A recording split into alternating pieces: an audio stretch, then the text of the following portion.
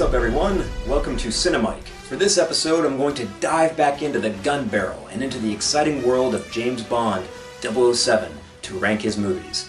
This series is so massive that I couldn't contain it all into one video.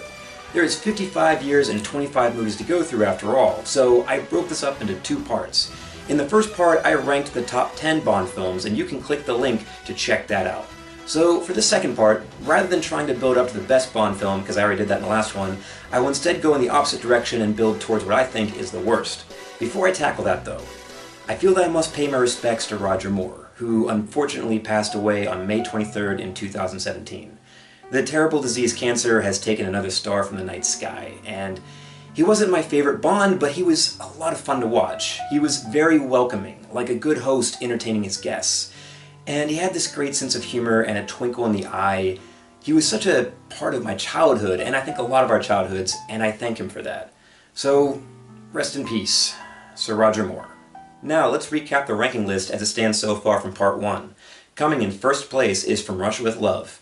Number 2, On Her Majesty's Secret Service. 3, Casino Royale. 4, Skyfall. 5, Goldeneye. 6, Goldfinger. 7, The Living Daylights. 8, The Spy Who Loved Me. 9, For Your Eyes Only, and 10, Thunderball. Well, now that that's out of the way, let's continue forward into a world where every day it's getting saved from certain disaster from a larger-than-life villain by a suave spy, dressed in a tuxedo, a beautiful girl in one of his hands, and a vodka martini shaken not stirred in the other. The world of James Bond. Starting my list at number 11 is License to Kill, the 16th Bond film and released in 1989. I know this may not be a popular choice, but it almost made it into my top 10, believe it or not. This was one of the most controversial Bond films because many felt that it was too grim, dark, and violent. In the first 30 minutes, we see women beaten, men's hearts cut out, and possibly the most horrific scene in the series with Felix Leiter's wife being murdered, while half of him is fed to a shark on their wedding night. This was indeed dark, especially to have that happen to a favorite reoccurring character like Felix. However, I like what it does for the movie. Most importantly, it serves as a reflection to Bond's own pain of losing his wife on their wedding day in On Her Majesty's Secret Service. Felix and his wife even reference Bond's marriage right before they suffer a similar fate. Because the following movie to Bond's tragedy, Diamonds Are Forever, never addressed the rage and need for revenge that Bond must have felt, it's nice to see that side of him here. Bond's war against Sanchez is personal, and it feels like avenging Felix is almost like resolving his own pain. It may also surprise people that Felix being fed to a shark is actually straight out of the Ian Fleming book, Live and Let Die. So I'm totally on board with them using that from the source material as a catalyst for this story. The movie, for better or worse, takes heavy influence from action movies of its time in the 1980s. You can really feel some Lethal Weapon and Die Hard in there, especially since the composer of those films, Michael Kamen, also composed the music for this. I also thought that Robert Davi played a great villain with Sanchez. He was ruthless, but also a gentleman, kind of like Bond in that way. He operated under his own code that you almost had to admire. I really thought it was clever how Bond used Sanchez's own paranoia against him. How he tore apart the organization from the inside by preying on what meant the most to Sanchez. Also, the truck chase at the end is really impressive. Part of this is the stunts, but it's also really benefited by the personal stakes going on here. You really want to see Bond get this guy. I think that Timothy Dalton's more relatable take on the character really works to the story's advantage. The bar fight in this plays really badly. It's one of those one punch gets thrown and then everyone breaks out in a fight goofy scenes. The tone is cartoony and really doesn't match the rest of the movie. There's a few other instances of tonal shifts, but I guess they were trying to add a little levity to counter the darker tone. Like the stupid stunt where the truck impossibly lifts its front end up and leans on its back tires as it coasts through the fire. Ugh. Some of the lighter moments work, but crap like that doesn't. Like The Living Daylights though, I just think that Dalton's movies were ahead of their time. Craig's films are also a bit darker for Bond, but they are embraced in present day. I admire the risks it took. For my number 12th pick, let me take you all the way back to the beginning, in 1962, with the movie that gave birth to the cinematic legend, Dr. No. It all started here, and so massive respect is due. This is the first time that you see a gun barrel sequence, the first time the great Sean Connery delivers the iconic line, Bond. James Bond. The first plot for world domination by a villain with an unusual accessory. Dr. No has metal hands. The first quip. The first evil lair. A lot of firsts here. The world had never seen a hero who could be so smooth, but then also be so violent. This is a guy who will stab you in the back to win. There's a classic moment where Bond shoots an unarmed man, and then puts one more into his back just to make sure the job is done. Also, the movie pushed the envelope on sex. The moment with Ursula Andress emerging from the ocean in a bikini is especially memorable. Being the first, I do feel compelled to rank it higher. However, I need to measure its entertainment value against the other films, and this movie's pacing does feel a little slower. There is a part of me that's interested to see Bond in circumstances with no urgency, but a lot of the movie is just of him walking around. While the Bond theme is one of the greatest in cinema history, it also is a little overplayed here to a fault. In the movie's defense, I also have to consider the limitations of its time and of its smaller budget. But while it was dated, I still get a lot of enjoyment out of seeing how it all started. In number 13, You Only Live Twice, the fifth Bond film and released in 1967. This is the movie that pushed Connery's patience to a breaking point. The media frenzy that followed him everywhere he went, added with the increasing tension with the producers for not renegotiating his contract, brought him to a big decision: to retire from the role that made him a star. Connery is always good, but I do think that you can feel some of the exhaustion in his performance here. Unfortunately, he drops out for the next movie to then return for a weaker send-off with Diamonds Are Forever. This movie marks the first major deviation from the Ian Fleming books. Chronologically, this one should have come after On Her Majesty's Secret Service. The book for You Only Live Twice follows Bond as he hunts down Blofeld to avenge the murder of his wife. I think that would have been the better movie, and seeing Sean Connery play out that whole storyline would have been a much better send-off for him. That didn't happen, but we instead got the iconic secret volcano lair, designed by Ken Adams, the master behind the war room in Dr. Strangelove. Seeing an army of ninjas battle an army of Spectre operatives definitely made for some impressive action in the finale. We also get to see the head of Spectre, Blofeld, for the first time, played by the great Donald Pleasance. His Blofeld and the over-the-top lair would come to serve as the main inspiration for Dr. Evil in Austin Powers. The story takes Bond to Japan, which offers some unique opportunities as it's such a richly different location and culture from Connery's previous movies. But for all of its impressive ambition and spectacle, it just doesn't measure up to its predecessors for me, neither in its story or in its characters. There also isn't really a lead Bond girl because they very suddenly kill off one girl and switch her out for another right before the third act. They are also both spies, so they feel a bit interchangeable. In number 14, Quantum of Solace, the 23rd Bond film and released in 2008. Casino Royale reignited the fire for the series by properly rebooting the timeline, so the possibility for continuing the story excited fans. Many felt deflated though by this entry, which was a step down from its predecessor. It was probably more noticeable as this was the first direct sequel in the series' history, taking place just moments after Casino Royale ended. The use of the frantic, gritty handheld action did feel like a clear attempt to be more like the Jason Bourne series. As a result, it just didn't completely capture the feel of a Bond film. The stakes were a bit less flashy than normal, as the plot dealt with a political coup to gain control over Bolivia's water supply. It's definitely not one of the more standout entries, but I do feel that the movie gets more criticism than it ultimately deserves. After all, it has some strong action sequences. The opening car chase is maybe a little too Jason Bourne, but it is also really exciting. The fight sequence with Bond and a bad guy jumping around on suspended cranes and cables is also really well choreographed. The finale, it takes place at a hotel in the middle of the desert that's powered by explosive fuel cells. I wonder why a hotel would be built like a giant bomb in a Bond movie. It's definitely a little contrived, but I guess the action looks nice. Oh, and did anyone notice this frame? That's the strangest blink and you'll miss it moment in the series for me. It's also nice to see a Bond girl's death impact Bond so strongly with the loss of Vesper from Casino Royale. I also really enjoy the relationship that Bond had with his leading lady, Camille. She's unique in the series in that their relationship barely ever gets romantic. It's more about their shared pain and need for vengeance. They are two damaged souls, and I like that. In number 15, The World Is Not Enough, the 19th Bond film and released in 1999. This is one of the more difficult movies to rank for me because it had a lot of things going for it, but in the end suffers from a few issues. Pierce Brosnan seems to be at his most comfortable with playing 007 here. He transitions between the fun and serious moments very smoothly. Judi Dench's M gets more involved in the plot and delivers one of her strongest performances in the series, coming right behind her work in Skyfall, I would say. Robert Carlyle plays a Bond villain that is a bit reminiscent of Blofeld. The whole bullet to the brain thing disabling his ability to feel is perhaps a little far-fetched. They also didn't seem to take advantage of this as much as they could have. Still though, I thought that it added a little weight to the character. I really enjoyed how this one played with and twisted around expectations. They set up Renard as your standard bad guy, but it turns out there's more layers to him than what's on the surface, and he's really a bit of a tragic character. This is because he's being manipulated and used by the true villain of the story, Elektra King, who's played by the beautiful Sophie Marceau. She marks the first time that a woman is the main villain in the franchise, and I thought she was great. She really played up the innocent victim in the first half, and then convincingly pulled the rug from under Bond's feet to reveal herself to be pretty evil. Their relationship is a pretty interesting one, as she's able to lower Bond's defenses and affect him in a way that no other villain has. True, the movie does have its faults. I didn't think that some of the action in this one was really that memorable, aside from a pretty cool opening sequence with a Q boat chase. There's also a few cheesy moments, but then enter the big problem with this movie, Denise Richards as Dr. Christmas Jones. She's possibly the worst Bond girl in the series' history. She behaves more like a robot than an actual character in this movie. True, some of it isn't her fault. She was incredibly miscast as a nuclear physicist. I mean, come on, really? She also just was scripted to spoon-feed obvious exposition. That said, a good actress would be able to overcome these missteps, but Richards' performance is pretty awful. Every line, every moment or expression, it all feels so artificial and unnatural from her.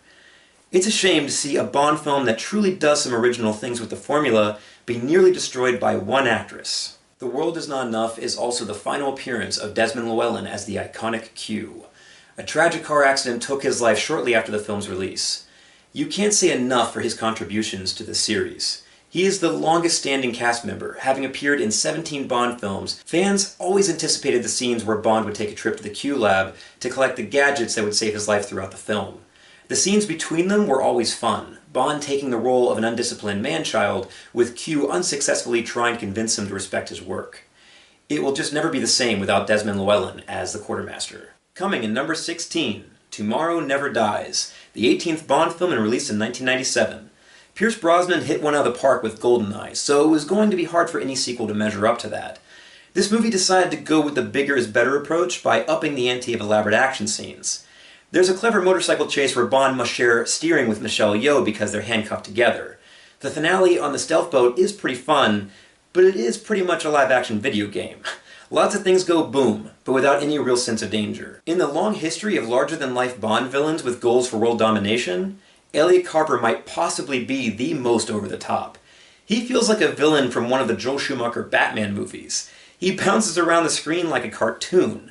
He's incredibly ridiculous, but also manages to be amusing, which is pretty much how the movie is itself.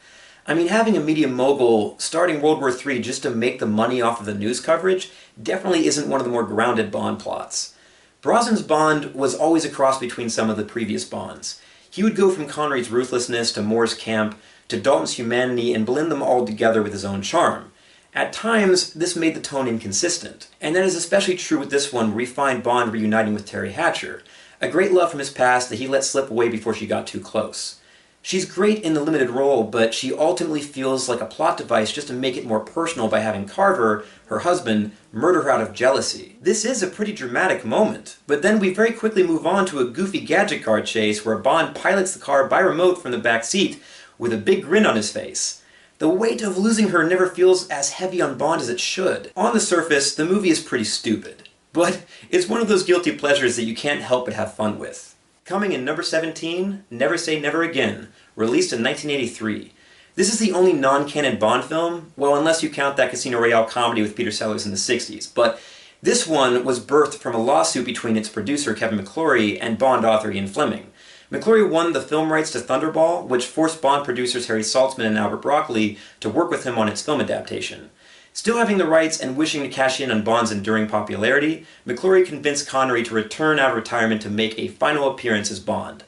This is pretty much a remake of Thunderball, with the same characters and plot, though this movie does manage to improve on a few things from the original. It was a good choice to cut down on those drawn-out underwater scenes from Thunderball. The villain Largo is much more memorable in this one, and he chews the scenery in the best of ways. Great casting. Kim Basinger was an ideal Bond girl, as she was beautiful and a rising star at the time.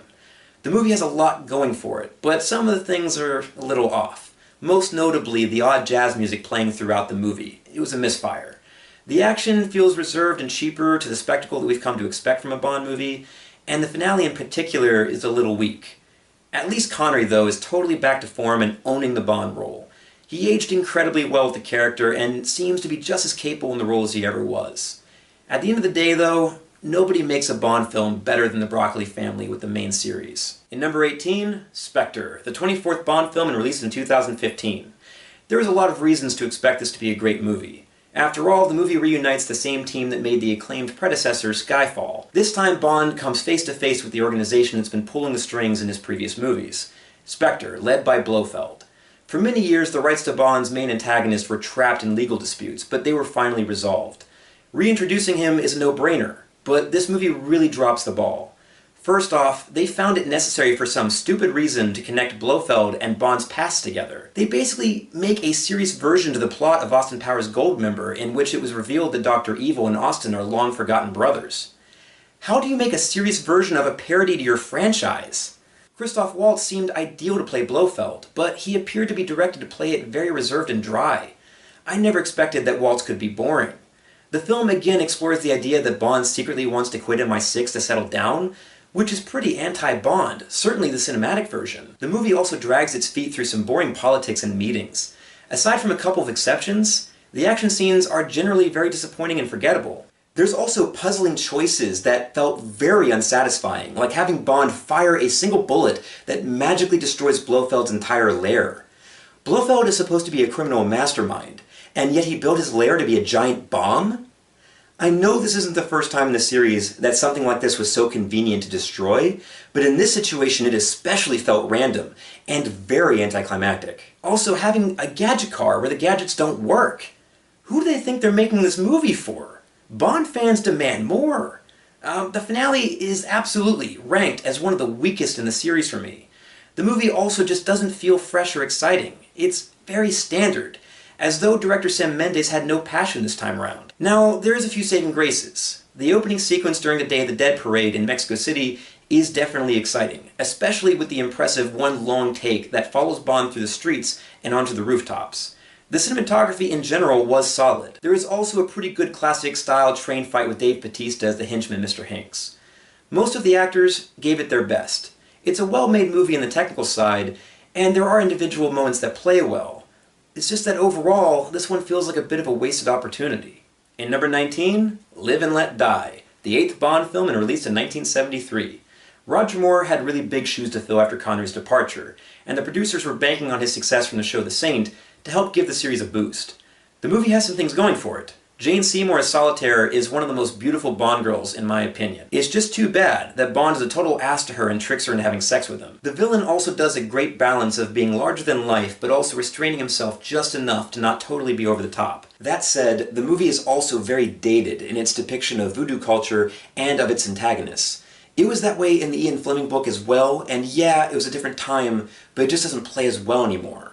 Also, in my opinion, I don't think the action is really all that memorable. There's a boat chase that also detours dramatically from the plot, and even Bond, as it instead becomes the Sheriff Pepper show. The redneck caricature that's as over-the-top as a Looney Tune randomly takes over the movie as he and his police force chase Bond through the swamps of New Orleans for a sequence that feels like it runs about 10 minutes, way too long. In the end, Moore's Bond is a very different one from Connery's. He's much campier and perhaps less believable as a killer. However, he's also a lot of fun to watch, and credit is owed to Moore for breathing new life into the role and keeping the series alive. Number 20, Octopussy, the 13th Bond film and released in 1983. Aside from its title and the elegantly beautiful Maud Adams, this is perhaps one of the more forgettable Bond movies. There isn't a lot about it that really stands out, though seeing Roger Moore disguise himself as a clown so he can defuse a nuclear bomb is a sight that's kind of hard to forget. There is nothing very wrong with the movie, but it just doesn't go the extra step to shine. Some Bond movies also seem to have trouble figuring out what they are tonally, and this one has that issue too. Because it's a little edgier and more violent than some of Moore's campier entries. Like, you've got the circus twins who enjoy killing people with their knife-throwing skills. Then there's also the assassin in India that likes to use a yo-yo saw to slice up his targets. However, the movie also gets really goofy, with random jokes like the stupid Tarzan call that Bond uses as he swings from vines during his jungle escape.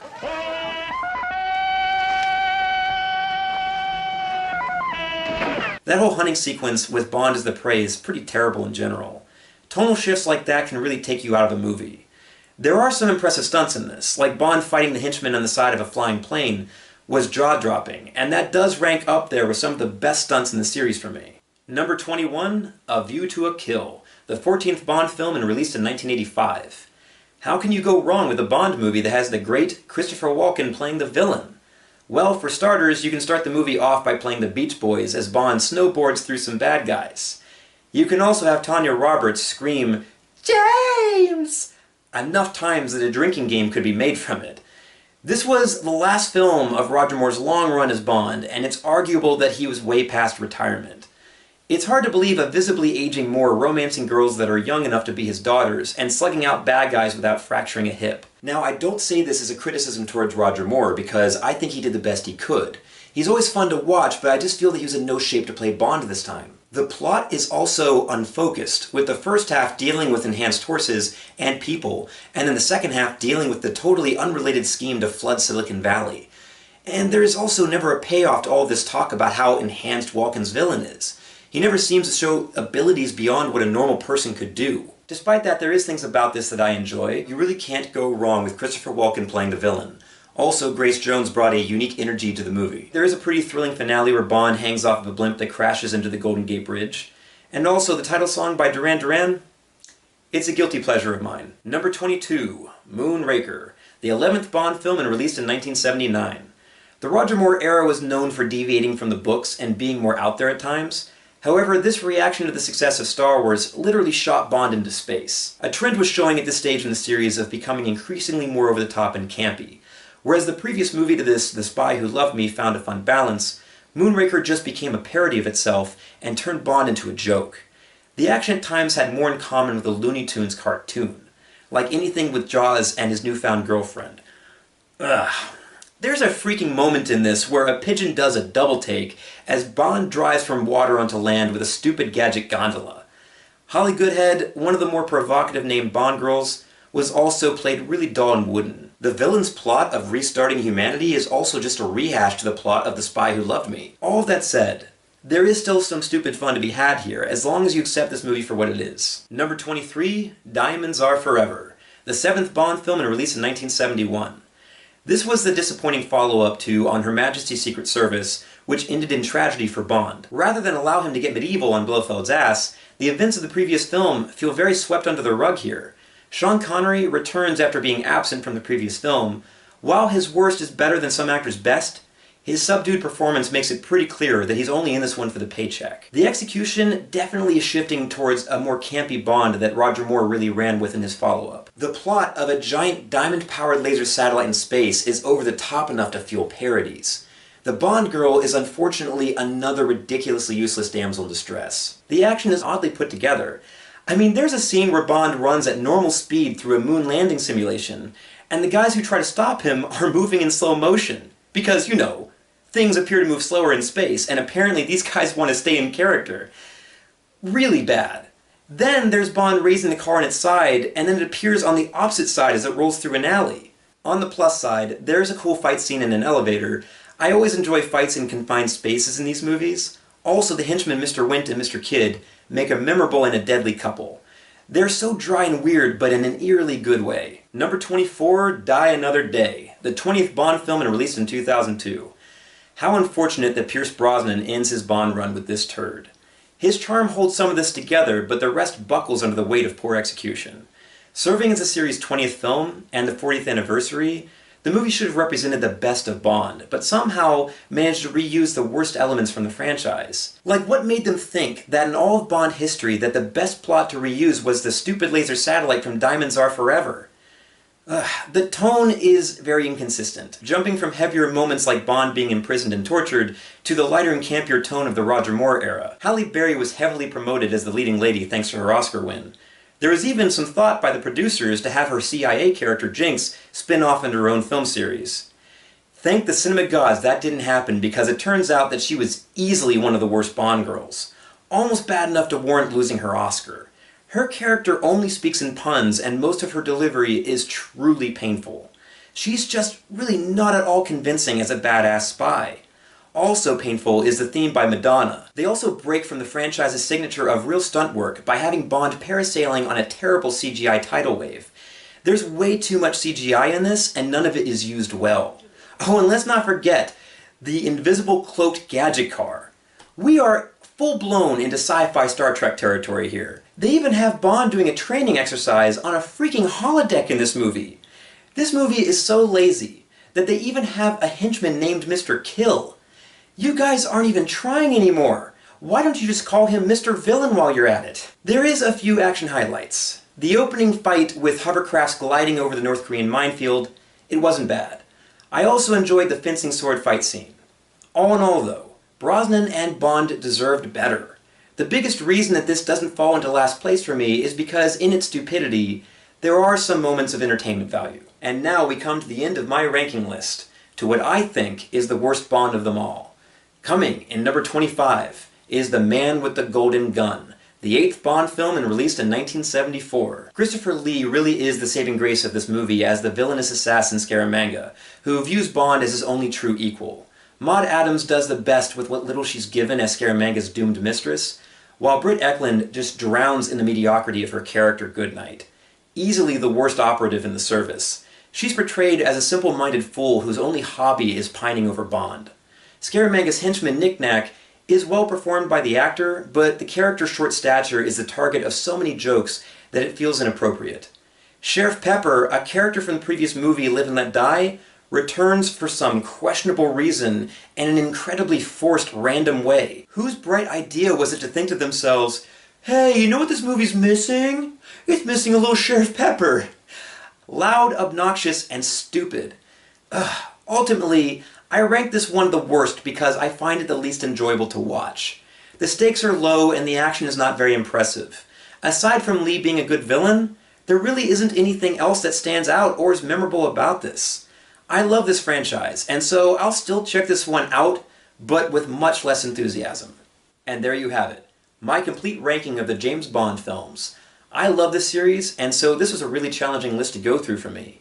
Undoubtedly, there will be those who disagree. Whether you do or not, please feel free to leave your own ranking in the comments below, or any other thoughts you may have. I also welcome you to subscribe to the channel. Like how Bond always returns, so will I. So until next time, this is Mike, signing off.